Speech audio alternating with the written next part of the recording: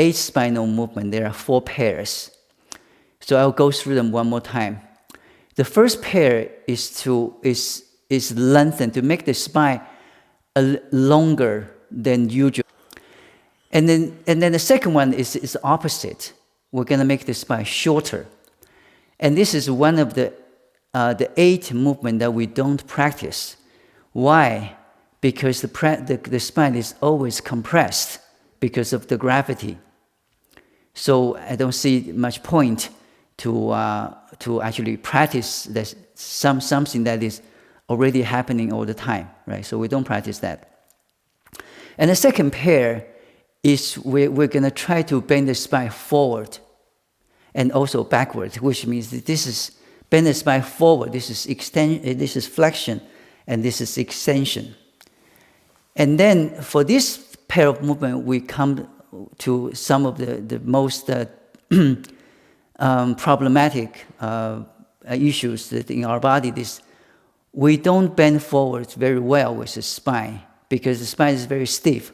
We bend very well from the hips because of sitting. So if we want to try to start to move the spine in the flexion, we'll have to try to minimize the hip movement, right? And this will be clear when we actually practicing it. And then the other side of it is to try to bend the spine backwards, which means you want to expand the front, right? And this will also come to an issue, is that when we bend, when we sit a lot, and the hips are constantly in a flexed position, right? And then when we come up, it doesn't come up all the way. See, I'm exaggerating, but it sort of come up. It doesn't come up completely. But obviously, nobody is going to walk about in this position. He or she is going to try to lift the body up, but the hips are so tight, so he or she will do it by lifting the chest up, and this jam the lower back, right? And this is the area where most of the back pain occurs. This is the junction between the fifth lumbar vertebrae and the sacrum, right? And why I mention this? Because this area is the place most people know how to bend the body backwards. So if we were doing some sort of no matter if you want to call it yoga or whatever that we're trying to do, it doesn't make sense to repeat the body is being constantly doing. So when we are going to do the spinal extension, we are going to try to avoid bending it from here, but trying to bend from everywhere else, which is basically very stiff. So this is the second pair. The third pair of movement is a lateral extension or flexion, depends on which side you are looking at. If you're looking at the lengthened side, this is the extension. But if you look at the short side, it's a flexion. So we have two, one to the right and one to the left. And as we practice, we will see that this movement basically is the first movement we're going to do to lengthen the spine, but only do it halfway. Right? So we'll do it on to one side and then to the other side. And then the last movement it's a spinal rotation. So we're gonna twist the spine very much like what I was telling you earlier. This is the movement when you try to grab something from the back seat, right? But we're gonna try to limit this movement only in spine. But we will involve the shoulders a little bit because shoulders can help to pull the spine into certain direction. Such as when we lift the shoulders up, as if we're trying to cover, to make the neck disappear. And this will actually pull the spine upwards. You can feel it, right? Don't bring the shoulders down like ballet dancers would do. This looks prettier, but it doesn't really help to lengthen the spine. To lengthen the spine, you will want to leave the shoulders as high as possible. Try to touch the ears, for example. For people who have heart issues, be careful when you bring the arms all the way up, because this will expand the chest, and this will cause you to breathe more, and then your heart will beat faster. So for people who have heart issues, it's better just to lift the shoulders up without bringing the arms up, right? So, and then it's the same with when we try to bend the spine forward. It helps to move the shoulders forward, as if you're using the force of the shoulders to move the spine in the direction you want to, right? When you roll, you can see that when you roll the shoulders inward, it already kind of bent my spine forward quite a bit because it spread out my upper back. If I continue to allow this force to influence the rest of the spine, I can very successfully, bring my spine into a flexion. So these are examples of how we use the shoulders. And then so the same thing is that we're going to use the shoulders a little bit to help us to do the rotation. Now I can't, because we're talking about rotation, there's a one issue that I would like to explain, is that we try to, from one angle, we try to move everything from the core, which is around the navel. Navel, if you look at it, this is roughly correspond to the L4 and 5, which is constantly stuck in a forward bend.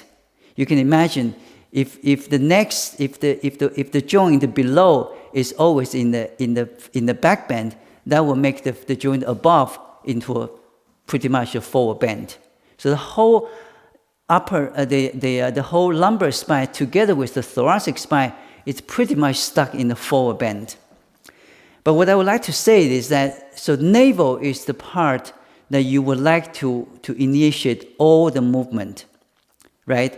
So when you try to, especially when you try to twist the spine, you will want to twist it from the navel first.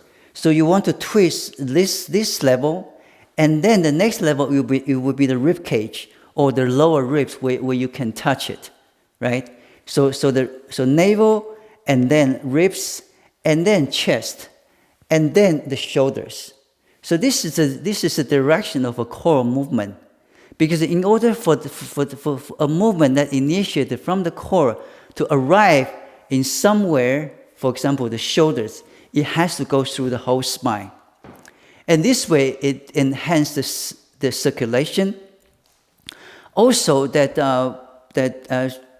one of the things that I didn't know before, that we have this design that in our body is called one-way backflow valve. It exists in the system of our veins, because when the blood has to come back into the heart, it has to go against the gravity. So the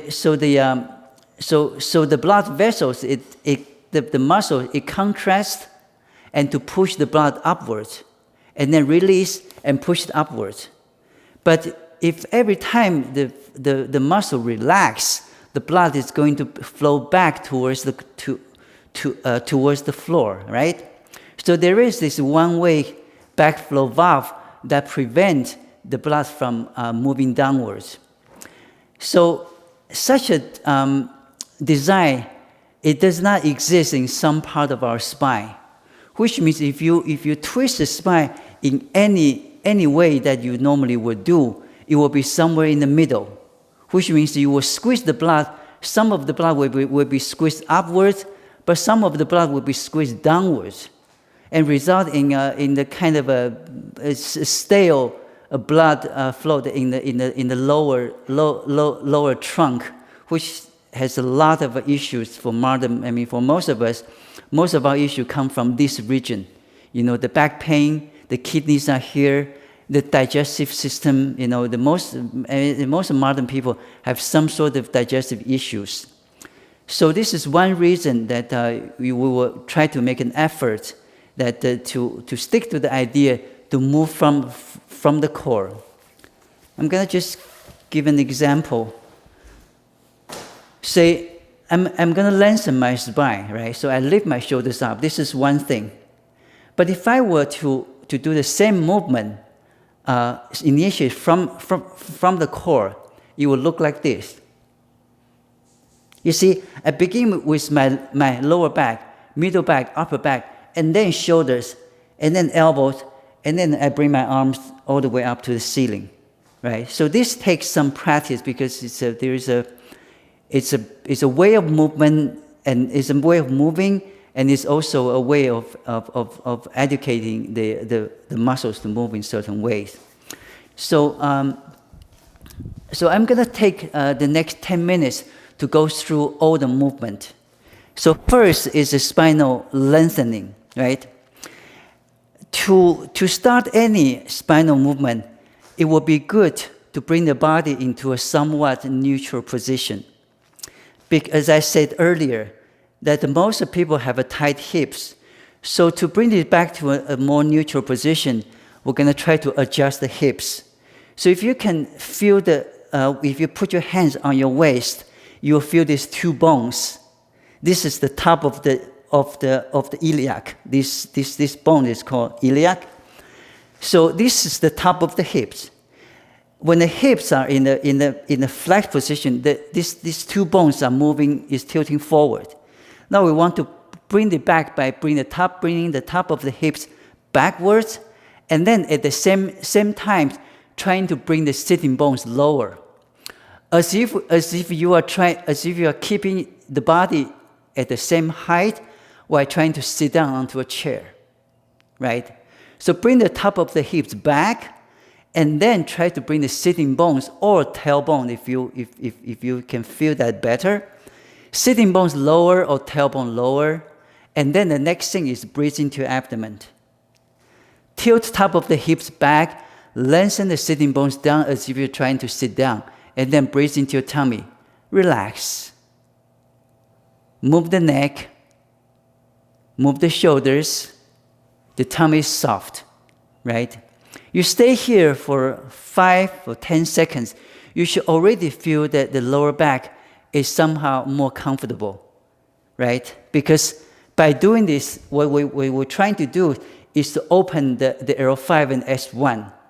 And then if you can you bring the body into this position, and if you relax, you allow the blood flow to go into this region.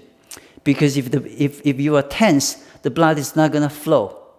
If a muscle is tense for more than 20%, the blood is not going to flow. So relaxation is something that you want to keep doing it, keep trying to be more relaxed. So we bring the hips into this position, and it's very good to keep the knees a little bit bent. You notice that if the knees are locked, and it's much harder to move the hips or the rest of the spine.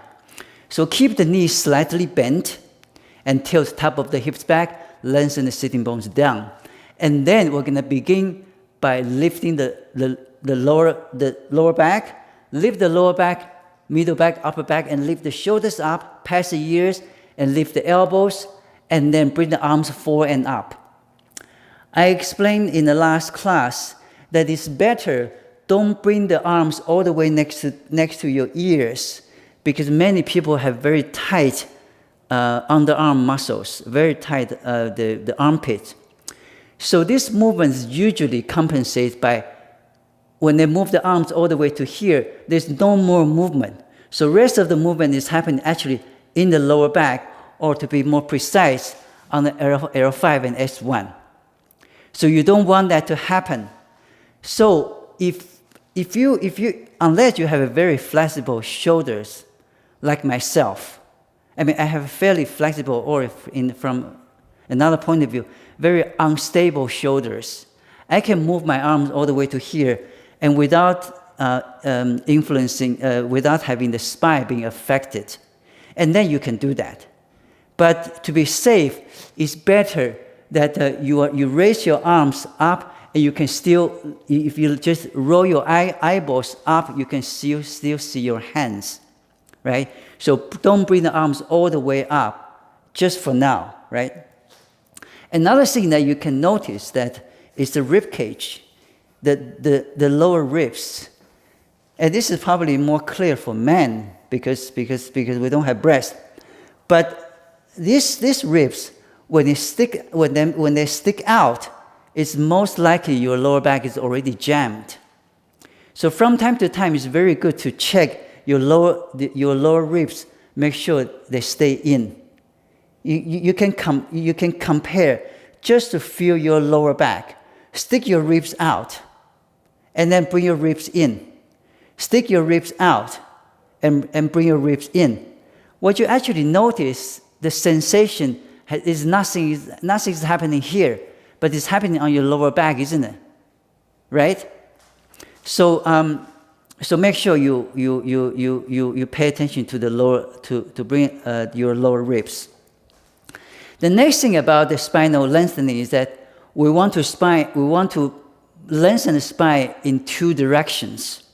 If you only lengthen one side, you basically just drag an object from one place to another. If you want to make something longer, it's better you try to pull it from both ends, right? So once you lift the shoulders up, we're gonna do the same thing we did earlier. Try to keep the fingertips at the same height while trying to sit down onto a chair, right? This will bring your sitting bones lower, right? And you can feel that if you do these two things at the same time, lift the shoulders up, and then try to sit down onto a chair. You feel the space. You feel the spine is longer. Now there is a space between all these bones, the vertebrae, right? So once you come to this position, try to find relaxation. Breathe into your tummy, relax the face, try to move the fingers, and try to move the neck a little bit. Find relaxation. Relax. And then slowly bring down the arm. So this completes the first movement, is to lengthen the spine. This is probably one of the movements that we should do more often in our daily life, just to create some space between the vertebrae, allow more blood circulation. So this is the first movement. And second movement, we're gonna do the spinal flexion. So as I talked about earlier, the body always bends forward or flex from the hips. So the spine remains very stiff, right? These days in the yoga class, for some reason teachers like to see everybody's spine very straight, which really doesn't help our condition very much. So in our case, we're going to try to bend the spine forward, not the hips. So keep the hips in the neutral position to begin with. So top of the hips back and sitting bones down. Make sure the lower back is expanded. We're going to go from here simply to roll the shoulders forward. Roll the shoulders forward. It's very much like lift the shoulders up. It will pull the spine in the direction you want to. So if you roll the shoulders forward, you notice the upper back is already expanded.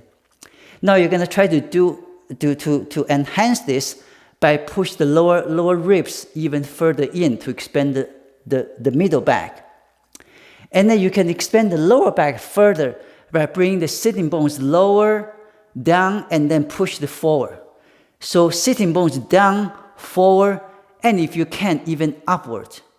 So you're trying to bring the shoulders and your hips as close as possible, right? So roll the shoulders in, rib cage in, sitting bone down and forward. All right? And then move the fingers, move the neck, and breathe into your tummy. All right? This position always engage what we call the core muscles, right? The abdominal muscles. So when you do this part is going to be very tight. So it's very important every time when you try to flex the spine, you breathe into your abdomen. Make sure the tummy is soft again. Okay? So this is second movement. The third one is a spinal extension. So as I mentioned earlier, the spine always bends from here. So now we're going to try to avoid that by doing what? Tilt top of the hips back, lengthen the sitting bones down. We open the L5 and S1, and based on the lower back is open, is not squashed. We try to create some length in the front. What length? The length is between the pubic bone, which is just above the genital, and the collarbones. So try to make this section longer. We're going to try to begin with the belly. So breathe into your tummy as if you're trying to make the belly bigger, and then move the rib cage slightly forward but more upward. So it's doing this, and then the chest forward and more upward, and collarbones higher, pubic bone lower. Tilt top of the hips back, lengthen the sitting bones down towards the heels, and then turn the shoulders out, right? Don't stick out the ribs too much. You can see that if the ribs are so flared out, you're gonna squash the lower back. So bring the rib cage in, and then just simply try to create length between the collarbones and pubic bones, and turn the shoulders out, and keep the chin down, right? In this position, if you can feel a little bit the skin on the front of the body is a little bit pulling, stretching, this is good enough. You want to do this pain-free, without any discomfort on your lower back, and then you can continue to increase the length in the front, right? Breathe into your tummy, move the shoulders, move the fingers, face soft, blink a few times, relax, and then slowly come back. All right? So I wouldn't bring the arms so high.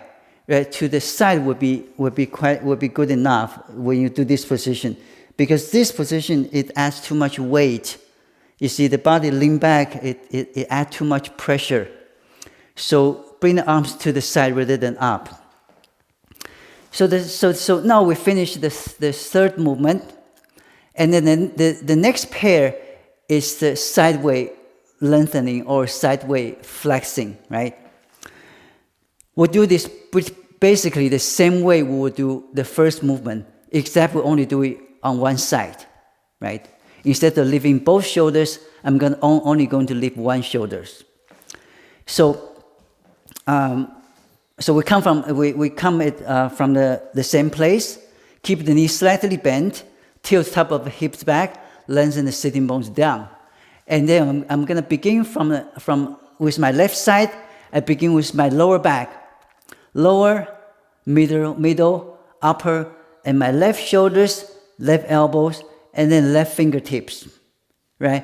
So far, I'm lengthening my left side, and I have not shortened my right side yet.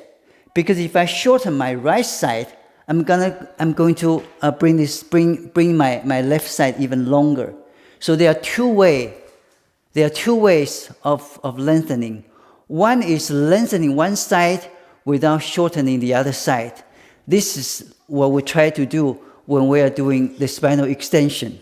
We try not to make the back shorter to make the front longer. We try to maintain the length of the back while making the front longer. This helps you to be pain-free, right? But in this case, it's more okay to try to shorten this side. So you can imagine you're going to try to bring the armpits towards the floor. You can use the hands to push down towards the floor. And then the left fingertip will try to reach towards the corner of that ceiling, right? And you can see that in this position, it's very easy to flare out the ribs, the side you are lengthening, and then this squash the lower back. So when you are doing this, pay attention, the ribs stay in. So it's always safer when you are doing all the spinal movement.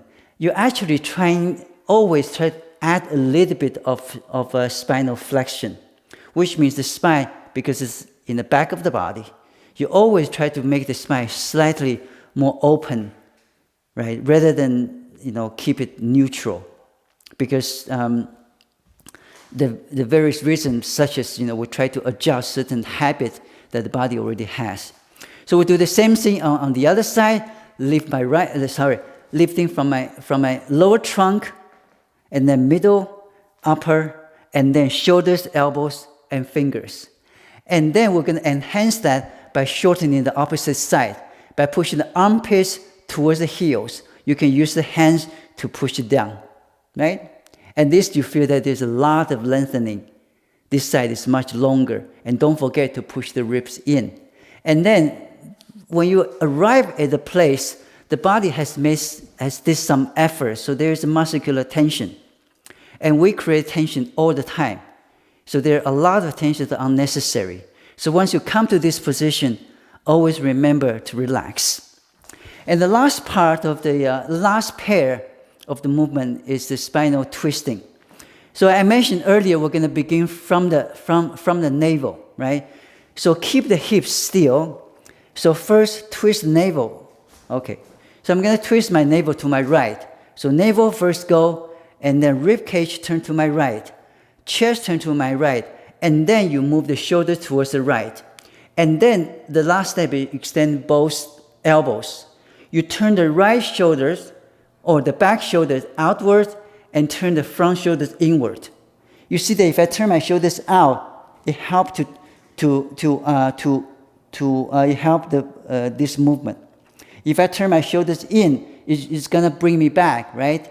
So I can use the shoulder to help. I turn my right shoulders out, and I turn my left shoulders in. And here,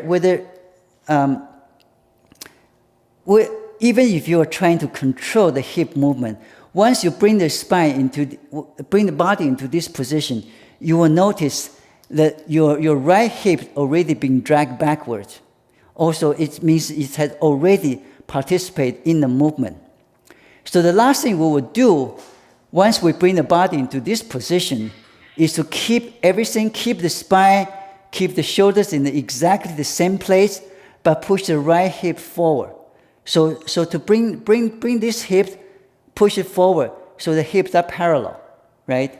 This way you gain a slightly extra twisting in the spine. You feel that? So we do the same thing to the other side. Bend the knees, tilt top of the hips back, lengthen the sitting bones down, and begin from the navel. Navel twist to the left. Rib cage twist to the left. Chest twist to the left. And then twist the shoulders to the left. And then turn the left shoulders out, extend the elbows, and turn the front shoulders in, and then extend the elbows. And stay here and keep the head looking at me so you can always see what is happening. Right? In this position, and then push the left hip forward and breathe into your tummy. Move the fingers, move the shoulders, roll your eyeballs, swallow, relax. And then come back. We'll come back from the navel first. So navel, rib cage, chest, shoulders. And wrap the arms in. And we're just going to open the arms, bring the arms forward, and then drop the elbows, and we finish. Okay? So we have 20 minutes left, so we will do a 20 minutes just practice without any more of my talking. So we'll begin with natural movement. So about the clicking, each click indicates a change of movement. At the beginning, you will hear this indicates breathing. So 1 click for inhalation, 2 clicks for exhalation. You will see I will put my hand here just so you can visualize yourself that as you inhale, the abdomen, the belly becomes bigger. And as you exhale, it goes back.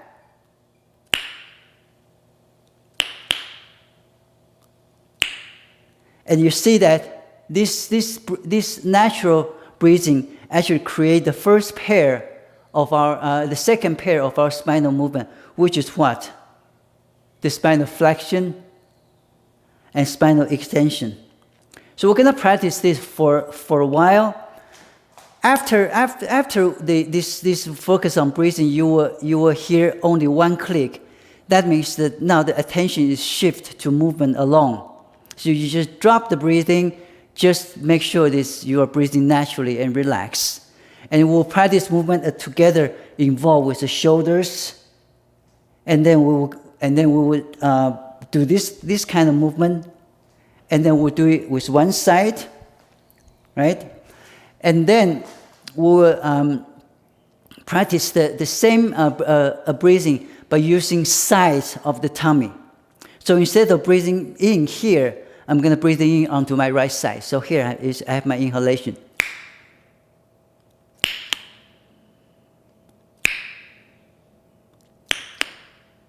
And then I'm going to make this movement that has already been created through breathing into a circular.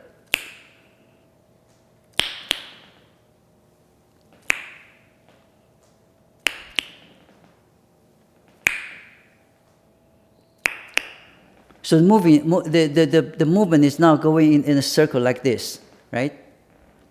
And then at some point, I'm going to drop the 2 click again. So it will be just 1 click to indicate the movement. And I'm going to add a little bit hand movement, just to give you a sense as if you're trying to move something sideways, up and side and down.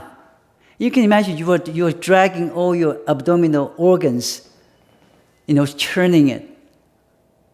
And then we'll do it on the other side, the same movement.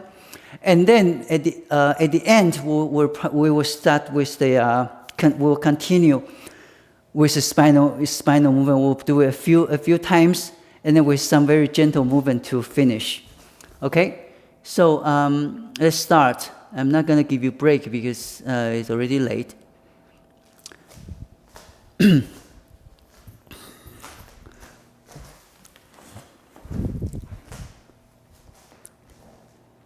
So keep the feet apart, about your hip distance, so it's kind of most natural. And then keep the knees a little bit bent. As I say, when the knees are bent, it's easier to move the spine and the hips. So keep the knees slightly bent and tilt top of the hips back and lengthen the sitting bones down. And then find relaxation. Breathe into your tummy, move your shoulders, move the fingers, and relax.